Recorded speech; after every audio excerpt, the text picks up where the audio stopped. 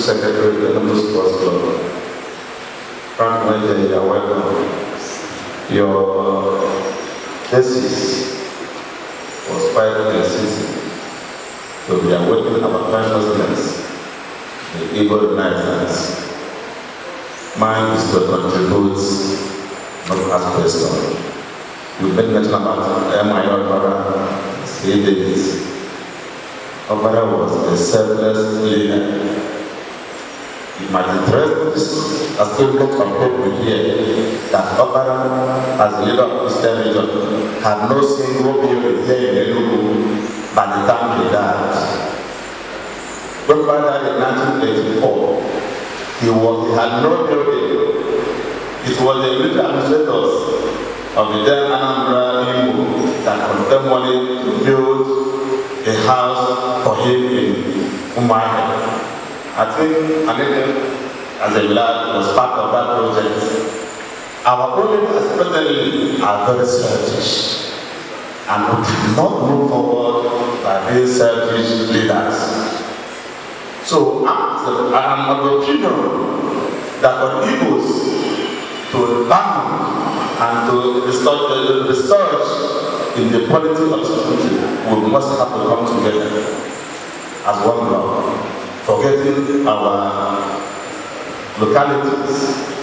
What happened 2 months ago when people was nominated as the vice president to Atiku?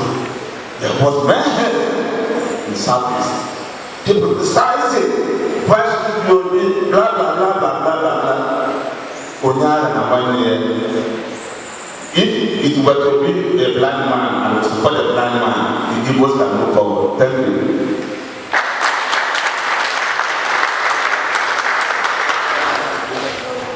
Good evening, everybody.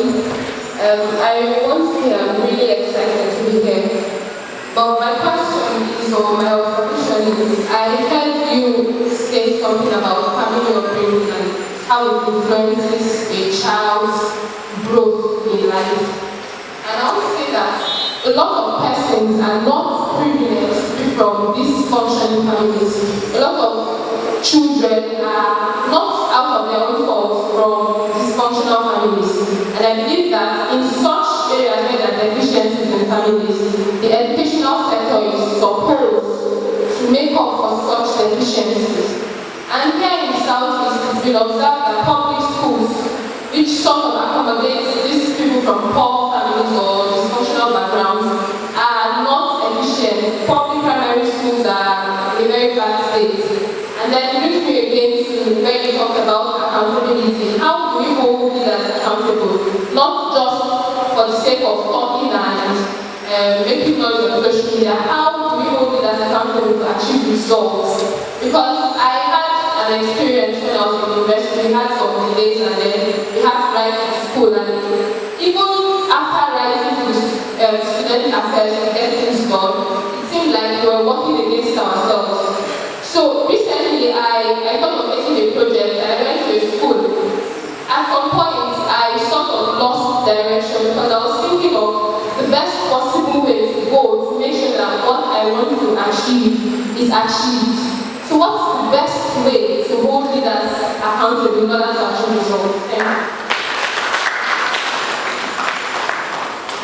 Good evening, my name is Emmanuel and my question is, a few minutes ago, the anchor asked Mr. Frank Weke who is his most admired Igbo leader. And to a reasonable extent, I drew solace in that and I asked myself some questions. And I came to find out for people that it's not. And it's just the reason that the quality of leadership has fallen drastically. Now my question is, how do we resurrect that spirit of Pan-Africanism that anchored and drove Zeke of Africa, that anchored and drove the mentality of Michael Okpara, and how do we as youth be grown to move forward and have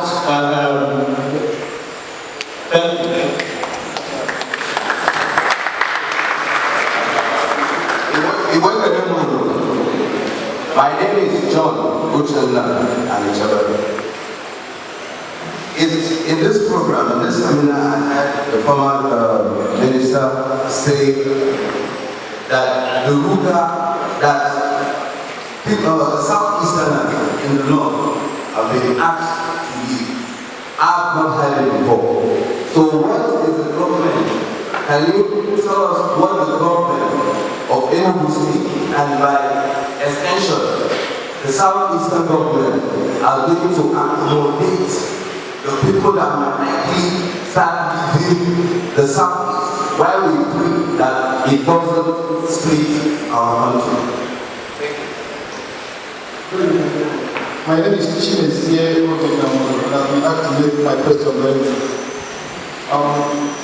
I will just say that Opera's achievement remains unparalleled in Igbo land. So the big question is, do you think we can be able to replicate what Opera did without some form of Igbo consciousness in our leadership? Thank you. All right, good evening everybody. I'm Lucia Gabriel, I'm a broadcaster. I'm particularly bothered about the cost of living in the Southeast. People say come back home, people say develop the place. The cost of living is crazy here. Talk about schooling, school fees. And so you see a lot of Southeasterners in the West, in the North. And when you talk about it, people say, with what you used to pay salary for school fees for 3 people in the North, it's just one school fees for one person in a scheme. So shouldn't we be talking about the cost of living as well?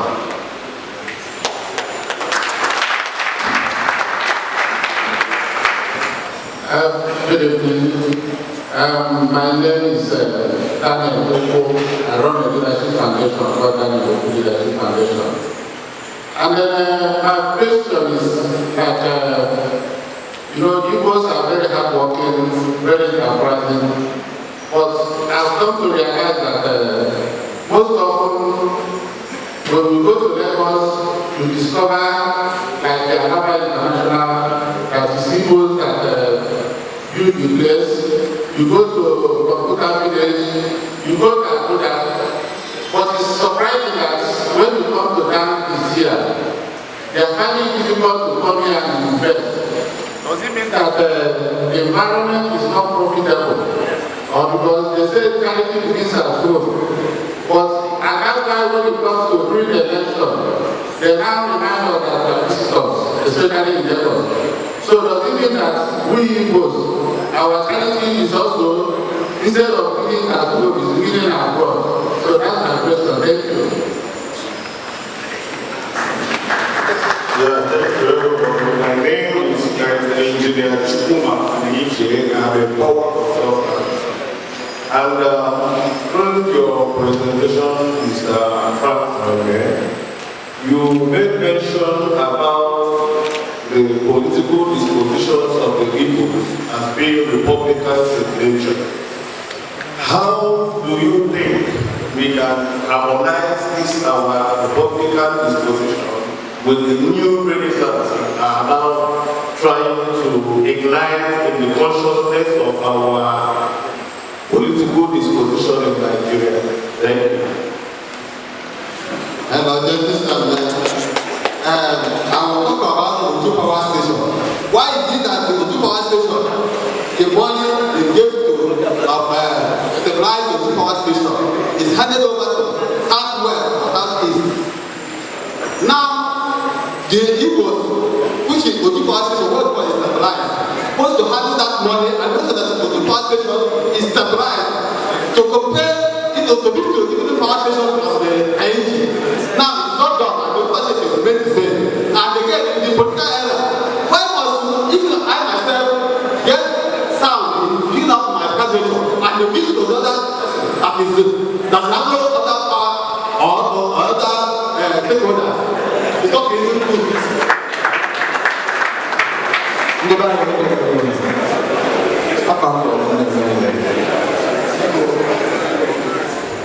People, it's just an observation, not a question.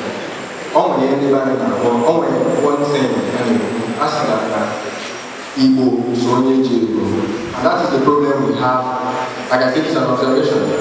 That's the problem we have in this part of, in fact, Nigeria as a whole, but I'm bringing it down to the web environment. Because you see someone that doesn't have capacity to rule or to lead, but because he knows that the masses are hungry, because each and every one of us has a price tag, no matter how little, no matter how big.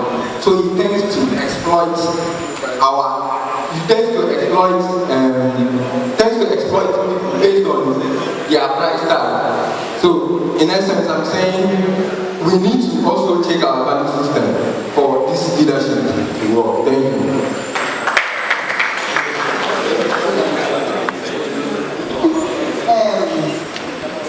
Good evening, ladies and gentlemen. My name is Luken Anwediago, and I have just a comment or so. Because when Samuel spoke, he won my heart when he talked about the father being his mentor. And what occurred to me is that we are just scratching the surface of the problem of bad leadership in our society. And that is the address of the role of women in the upbringing of our children. Womanhood, very important. I beg to disagree with the earlier speaker, a lady, a woman like me, who talked about women in politics. It's not as if I don't like women to be in politics. But do first thing is the upbringing of our children, is the raising of our children. Women should be in the forefront of the raising of our children from parenthood, because this is where leadership starts.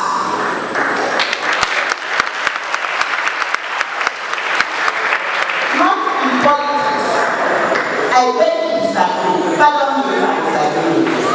But you see, what I saw, I am a kind of refugee from the north.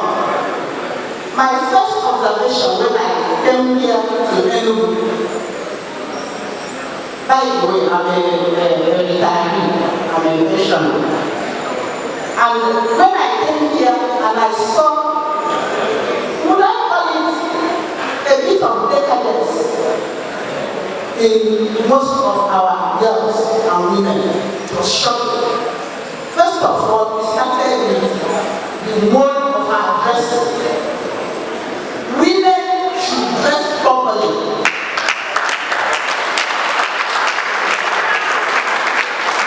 To be able to lead our children into proper leadership.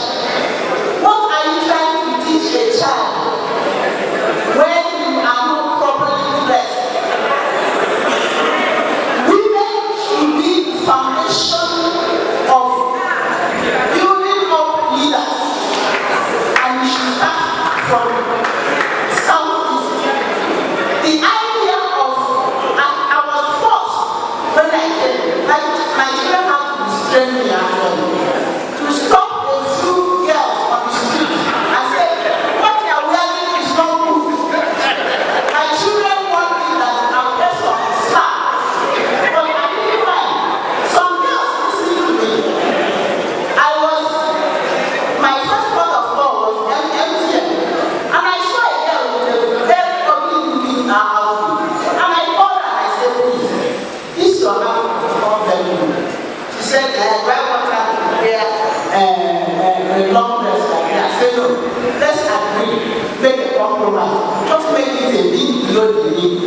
She said, no, this was bought for me by the person who loves me. I said, okay. But what I'm trying to say, let me cut it short actually, is that women must learn to bring up children in the right way. First of all, before we talk about leadership.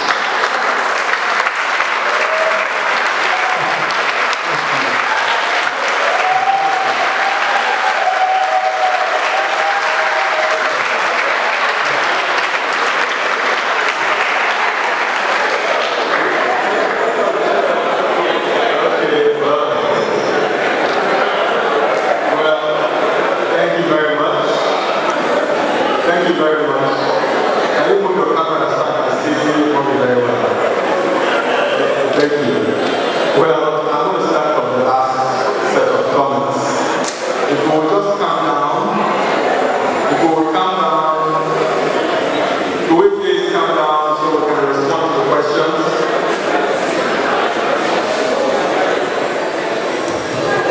Do we please calm down so we can respond to the questions?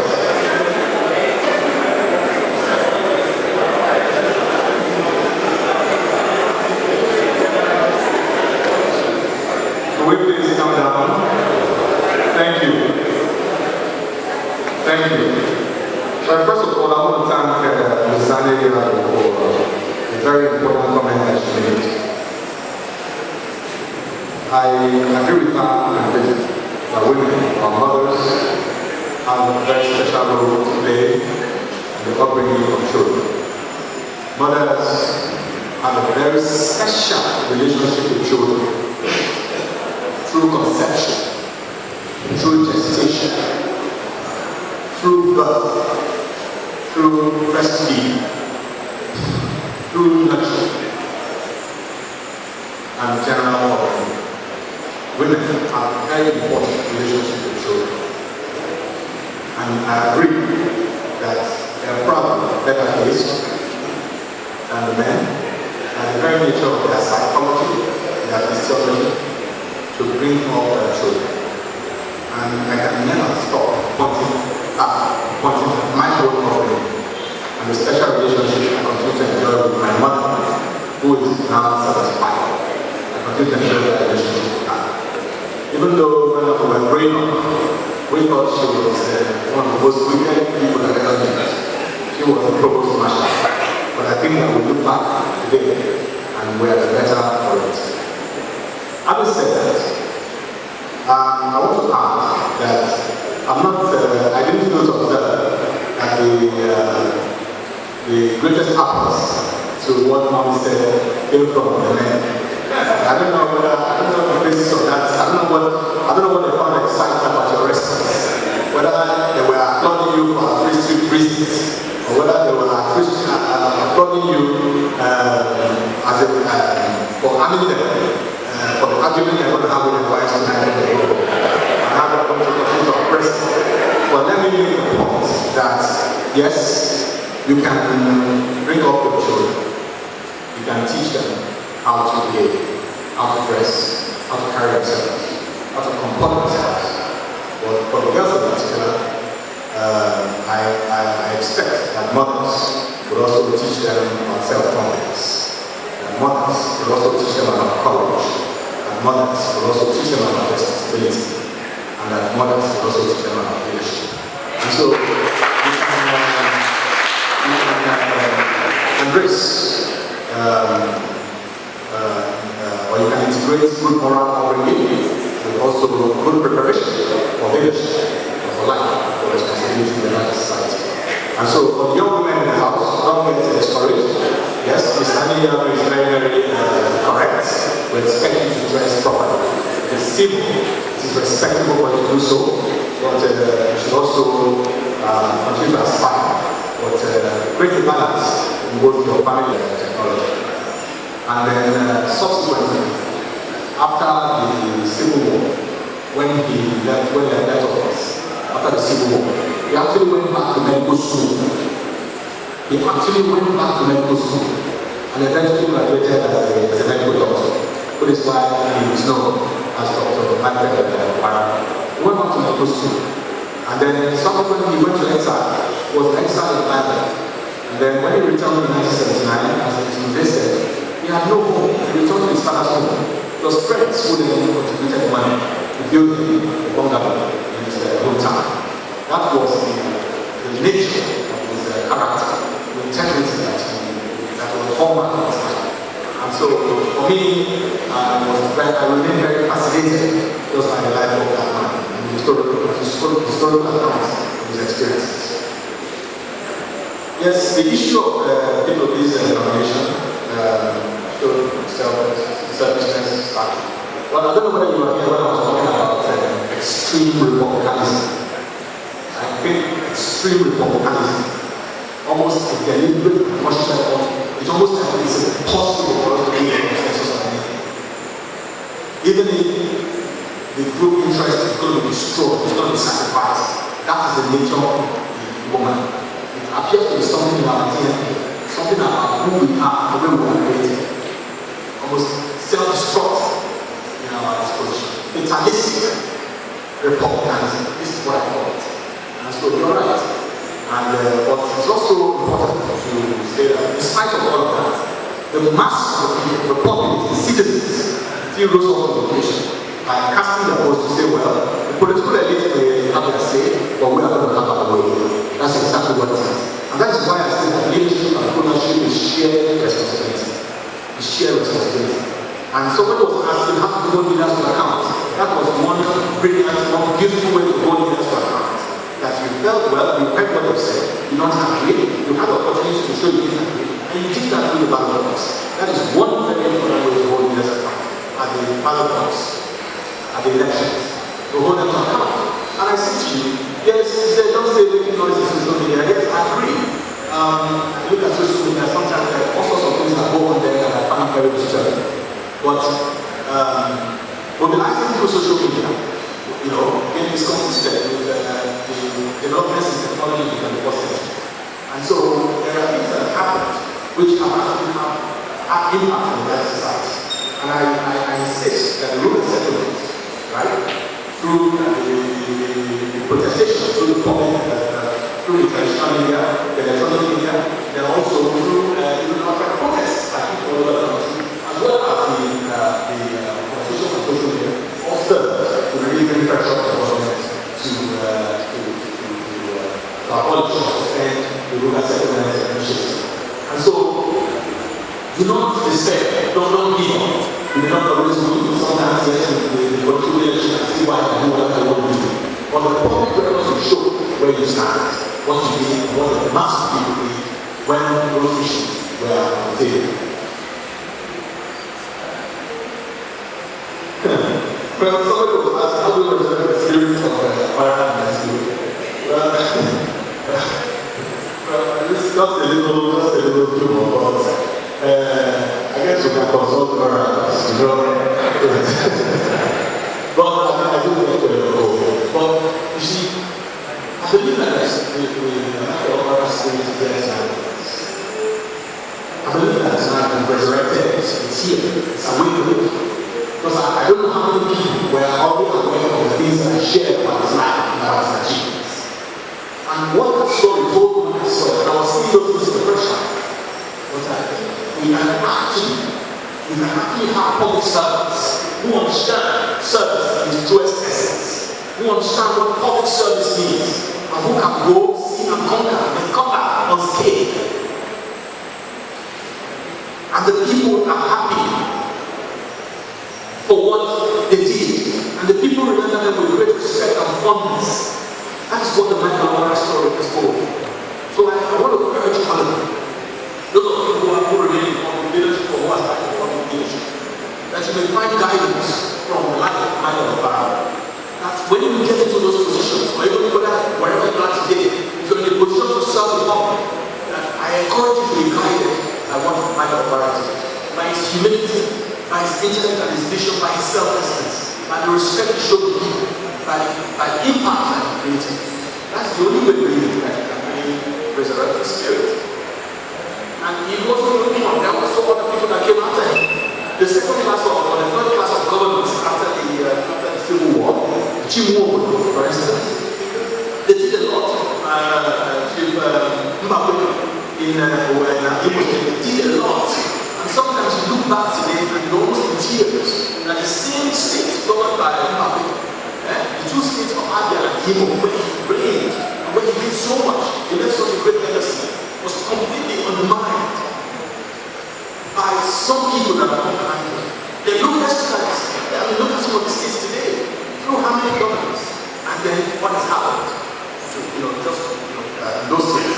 And you see that there are people, more recently than you can look, think about other people. Chimaro he was my boss, I was the chief of staff. And with every sense of modesty, I think that there are things that you can point back to and say, yes, that these were worthy achievements. some other states from the Southeast, you can point out and say these are body achievements.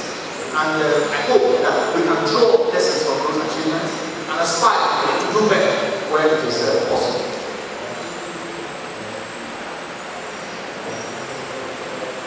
Somebody wanted to talk about Quran.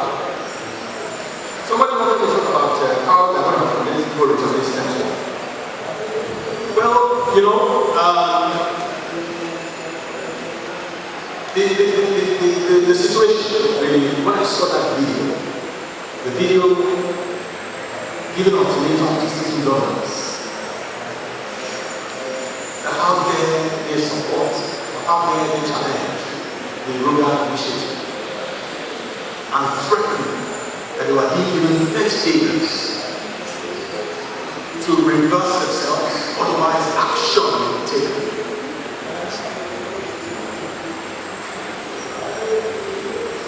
I was emotionally devastated about the level to which we have degenerated. If that is not treason, I don't know what else is treason. Such blatant and impudent challenge to state authority. In a functional state, those people should be arrested. In fact, they will not live where they made that announcement. But that is not the case today.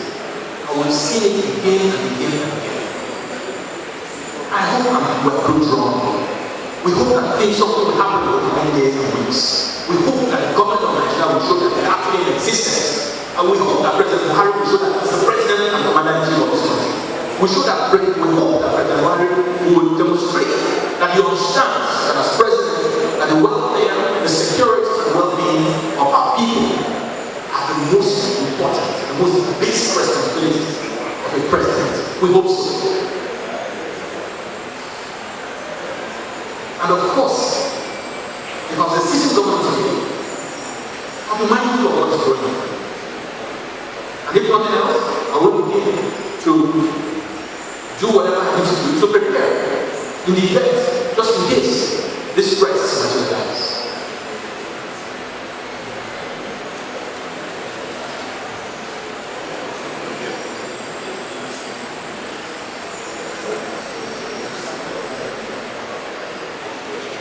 Yeah, so somebody said, is it possible to review the how the new environment without reviewing political consciousness? My answer is actually, I don't answer this, but I think my answer is no. But you see, I think it's about your understanding, your understanding of what service means. Why do you want to come to government? Are you coming to government because you believe in the shortest path to wealth? Are you coming to really and truly serve? It's important. And so, before that political consciousness, you need to have a personal critical consciousness about your purpose, who you are, what you want to do, what you want to remember. Because what I shared with you was a highly ambitious version. When you read what the first document, the basis of which they did what they did, when you read his personal vision, then you will see that he was in a class of his own, he and his contemporaries. They were very sure where they were going.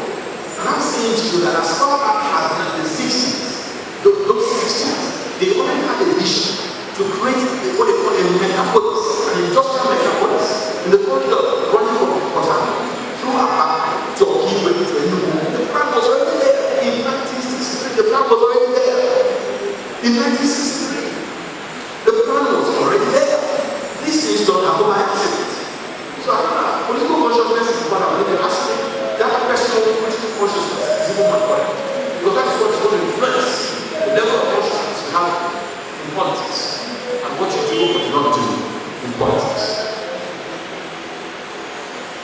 Well, somebody was talking about the act of living in the South. Ross, you know, when I go to, sometimes when I go to this, some of our restaurants and I don't know how you're measuring this cost of living. I don't know how you're looking at it. But I think that the South is actually, you know, in terms of, if you want to compare, say, Lagos with Abuja, I don't think the South is much higher than those places. Really?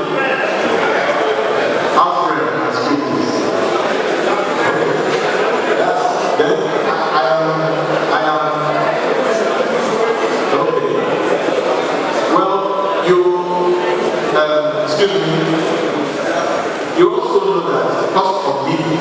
cannot be legislated. I hope you know that if I build a house as an investment for the purposes of renting it out to make money, right? Depending on where I build the house, how I build the house, how I finish it, right? I decide who I'm going to rent it to. I hope we're agreeing on that the house in GRA, the house in Independence House, my house in Nigeria, I hope we're agreeing on that. So when you make your choice, I think that you should also be mindful of this house. That would be my comment.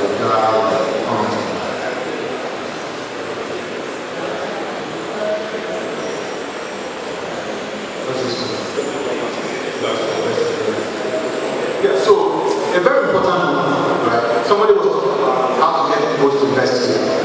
Well, you know, I think that Igbos face an existential challenge in Nigeria today. Igbos face an existential challenge in Nigeria today. And whilst it may be easy to say that investments they have in Lagos, and Abuja, and Kano, those investments are ample on the size of the market in those regions. Money will always go where it will produce the best results. However, if you're faced with an existential threat, then your first challenge is how to even survive. How do you make sure that you have your life, that you continue to live? And so I just hope that in order to avoid this the kind of situation that we will suffer during the Civil War, that these existential challenges of today will encourage our business leadership to actually begin to look back home. Those will be my comments. But people who really have an existential threat in the hands of Nigeria today, and it's only wise and smart for them to actually begin to look back home. When the time comes, people who need to be in front of people and in front of them, when you remember the great cost. And so we cannot continue to be at the mercy of people in their own localities and then have our businesses destroyed, have our lives destroyed from time to time or just whenever they feel like it. So I don't agree with you that we need to do something about it.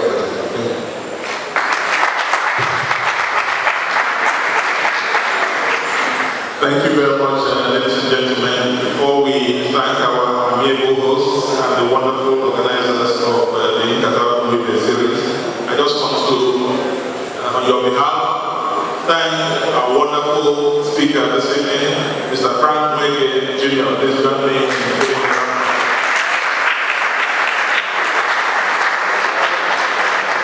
I think when any doubt before you came here about the importance of leadership, I think that doubt expired sometime during the past 2 hours.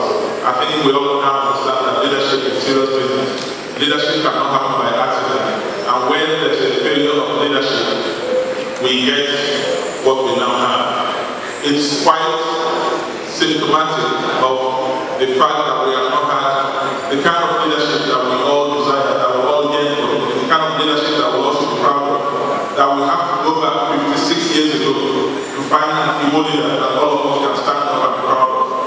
It's quite remarkable that we came here to paint the image of a current Igbo leader, and we looked around, all of us, and we couldn't find that type of leader that all of us would say yes, we'll stand behind and shout praises and say that we'll be worthy followers of such a leader.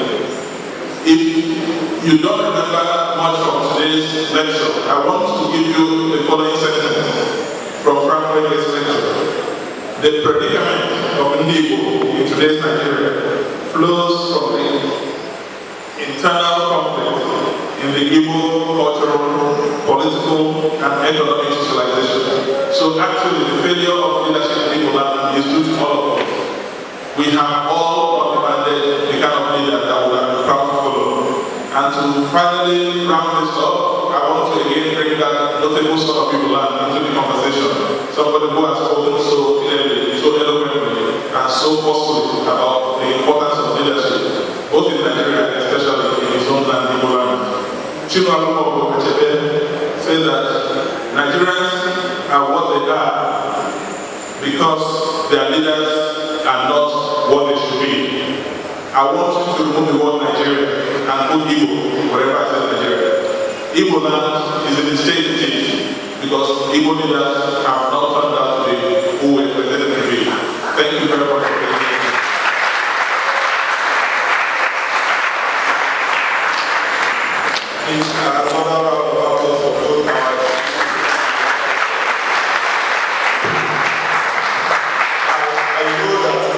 Still have questions and comments we would like to make here, but the whole idea of Kafumi is for us to have this conversation and continue this conversation until we have the next one.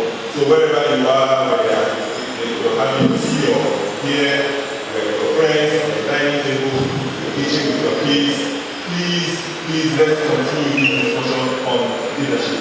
We are only doing that of our own time, we can't stay here much longer than we should. So on that note, I'm going to invite Chief and Chairman of the Former Board of Paris here to come to the same level.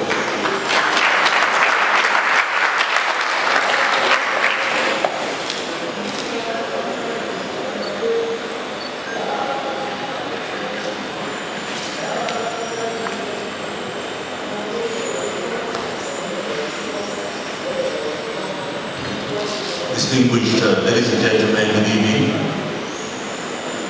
May I, on behalf of the Center for Memories, give you your thanks. First,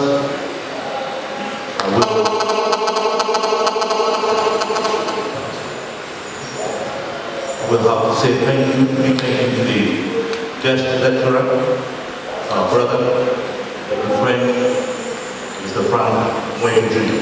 I will give you that.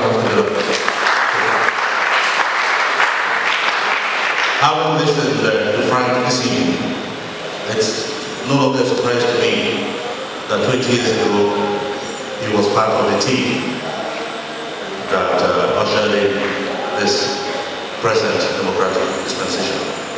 Having gone 20 years, Frank is still brand new chassis, as we say in the ready to go. So expect more from him in the coming years. Frank will be with I would like to also, on behalf of the Center, to thank the great man of this evening, Mr. Jerome Okolo. I first got to know about him when he did this session, and better myself a few months ago here at the club. So Jerome, you're honored also to be in your presence.